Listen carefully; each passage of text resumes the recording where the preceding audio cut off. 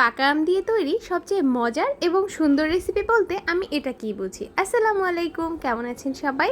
আমার বেসিক কিছু উপকরণ লাগবে এই রেসিপিটা তৈরি করার জন্য। এখানে আমি প্রথমেই কিছু পাকা আম নিয়ে নিব। আর মূলত পাকা আমের এই রেসিপিটা খুবই মজার হয় খেতে। ব্লেন্ডার জারে প্রথমেই আমি নর্মাল টেম্পারেচারে একটা ডিম দিয়ে দিব, সাথে দিয়ে দিব 1 কাপ পাকা আম। এখানে আমি আমরুপালি আমটা নিয়েছি, আর এই আমের রংটা কিন্তু খুবই চমৎকার দেখতে, আর খেতেও অনেক মিষ্টি হয়। 2 কাপের মতো লিকুইড দুধ আমি চিনি দিয়ে জাল করে ঘন করে রেখেছি, আর দুধটা এখন আমের সাথে দিয়ে দিলাম।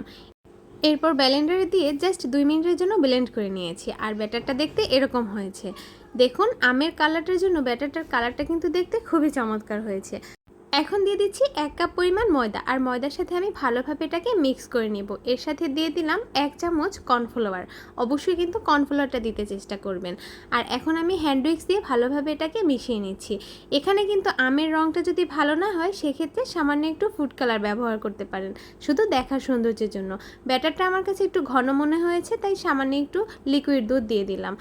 চুলার উপরে ফ্রাই প্যানটা দিয়ে চুলার আঁচটা মিডিয়ামে রেখে সামান্য একটু অয়েল ব্রাশ করে নিয়েছি। একটা চামচের সাহায্যে আমি ব্যাটারটাকে দিয়ে একটু ঘুরিয়ে দিলাম, চাইলে ফ্রাই প্যান ঘুরিয়েও দেওয়া যায়। আর এই যে একটু সময়ের জন্য আমি ঢাকনা দিয়ে দিয়েছি, আর অল্প কিছুক্ষণের মধ্যেই কিন্তু এটা একদমই পারফেক্ট হয়ে যাবে, যেহেতু এটা একদমই পাতলা, আর পাতলা হলেই ভালো হয়। আমার সবগুলো রুটি তৈরি করা হয়ে গেলে আমি একটু ঠান্ডা করে নিয়েছি, যেহেতু এর উপরে আমি ক্রিম দিয়ে দিব। আর দেখুন, একটা পিঠ কিন্তু দেখতে খুবই চমৎকার, আর আরেকটা পিঠ দেখতে একটু হালকা লালচে হয়েছে। ভিভো বা ট্রপিক্যাল যে কোনো ধরনের ক্রিম কিন্তু এখানে ব্যবহার করতে পারেন। আমার বাসায় ট্রপিক্যাল ক্রিমটা ছিল, আমি সেটাই দিয়েছি।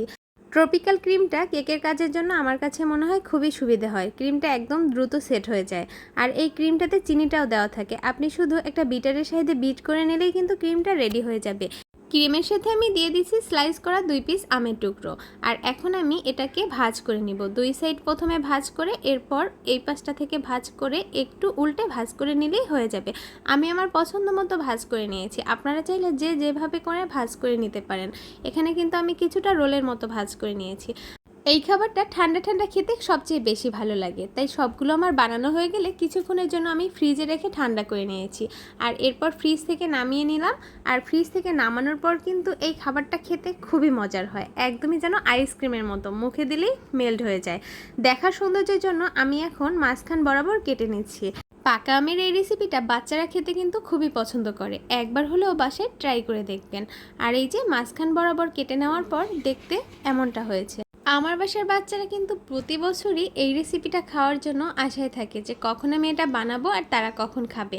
আর ফ্রিজে আমি এটা বানিয়ে রেখে দিতে পারি না, অল্প সময়ের মধ্যেই খাওয়া হয়ে যায়। রেসিপিটা কিন্তু খেতে সত্যি আইসক্রিমের মতো মনে হয়। রেসিপিটা ভালো লেগে থাকলে লাইক কমেন্ট শেয়ার করে দিবেন। আল্লাহ হাফেজ।